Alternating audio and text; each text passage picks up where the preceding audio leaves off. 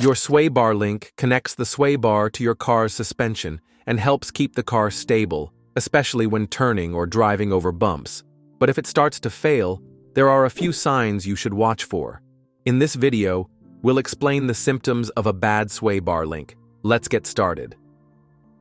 Symptom number 1, clunking noise. A clunking noise can happen when your sway bar link fails because it becomes loose or worn out. So when the link is not properly connected, it causes the sway bar to move around more than usual. This movement can lead to metal parts banging against each other, especially when you go over bumps or make turns, creating a clunking sound. The noise is a result of the extra movement in the suspension system that normally wouldn't happen if the sway bar link was functioning correctly. Symptom number 2, handling issues. Handling issues happen when your sway bar link fails because it can no longer keep the sway bar connected to the suspension.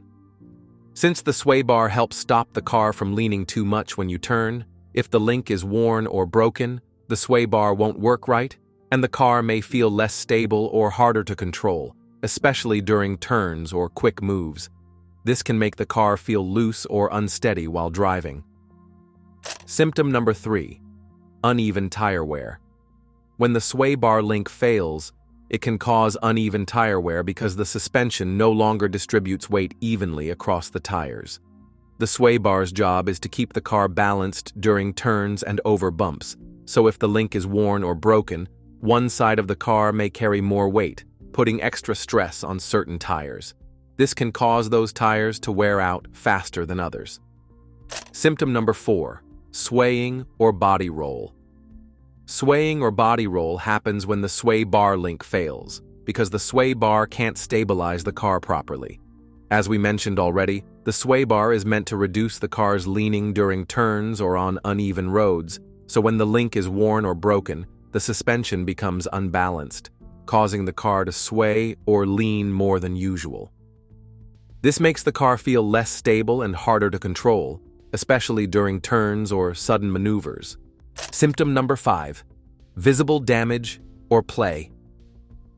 Last on our list of signs you'll experience is visible damage or play. This happens when the sway bar link fails because the parts become loose or worn out. Over time, the rubber bushings or joints can crack, split, or wear down, causing the link to move more than it should.